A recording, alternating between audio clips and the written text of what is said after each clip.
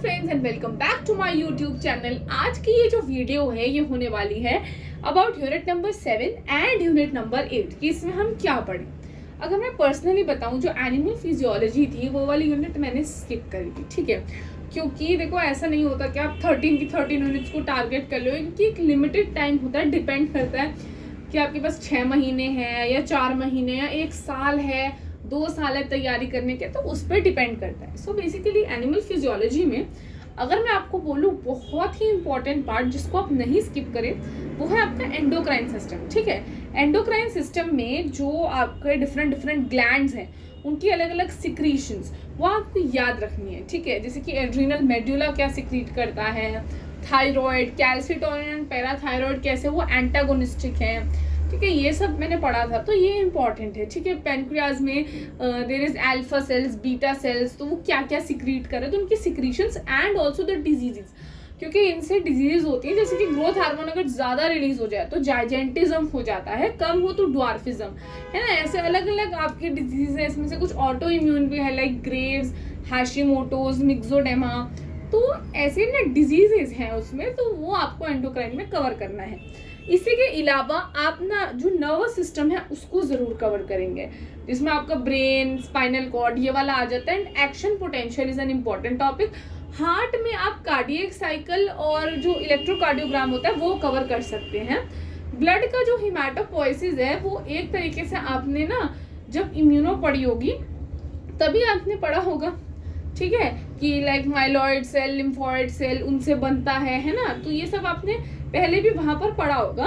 तो इसके अलावा आप ये याद रख सकते हो कि कौन से ब्लड ग्रुप में कौन सी शुगर होती है, लाइक ब्लड ग्रुप ए हुआ, बी हुआ, ओ हुआ, ए बी में कौन सी शुगर्स है, ये आप याद रख सकते हो।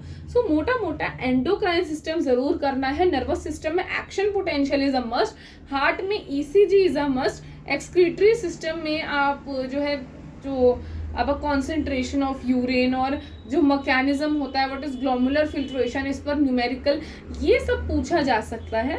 तो इतना तो आप ज़रूर कवर करें, ठीक है, क्योंकि जो आपका रिप्रोडक्टिव वाला पार्ट है वो डेवलपमेंटल में आप उसको कवर करके चल रहे हो, तो बेसिकली इतना तो कवर करें।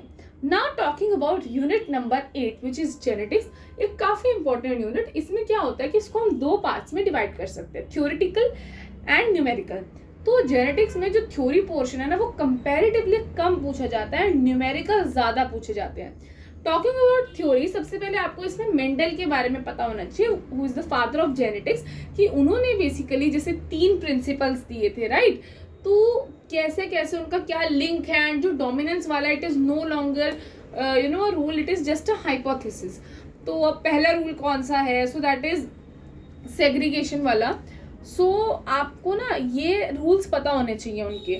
उसके अलावा ऐसे बहुत से फैक्टर्स हैं जो कि मेंडल जो थे फॉलो नहीं करते थे, जैसे कि what is linkage, what is polygenic inheritance, what is multiple allelism, codominance, incomplete dominance, lethal alleles, and there are ratios like epistasis जो होती है, डोमिनेंट एपिस्टैसिस, रिसेसिव एपिस्टैसिस, इनकी रेशो। तो इतना आपको थ्योरी में मिनिमम आना चाहिए। इसके अलावा अगर मैं बोलूँ न्यूमेरिकल में जो कॉम्प्लीमेंटेशन टेस्ट होता है कि कौन कौन एक ग्रुप में आता है, like you have to look for them. इसके अलावा somatic hybridization is really simple, कि आपको सिर्फ पैटर्न मैच करना होता है। जो बेसिक जेनेटिक क्रॉसेस होते हैं कि आपको ऑफस्प्रिंग्स देके पेरेंट पूछ लिया, ब्लड ग्रुप का पूछा जाता है कि कौन कौन डोनेट कर सकता है, कौन नहीं कर सकता है, तो इस टाइप से आपसे क्वेश्चंस पूछे जा सकते हैं। इसके अलावा लाइक मैक्सिमम जीनोटाइप कितना होता है, फिनोटाइप कितना होता है, लिंकेज का जो 2 पॉइंट एंड 3 पॉइंट क्रॉस से रिकॉम्बिनेशन फ्रीक्वेंसी निकालने वाला, that is important, and the maximum recombination frequency can be 50%। Elodie score क्या होता है। इसके अलावा आपका जो कॉन्जुगेशन में न्यूमेरिकल्स आते हैं कि कॉन्जुगेशन, ट्रांसफॉर्मेशन, ट्रांसडक्शन में जीन ऑर्डर निकाल दो जरा। जो बैक्टीरियल जेनेटिक्स है वो इंपॉर्टेंट है।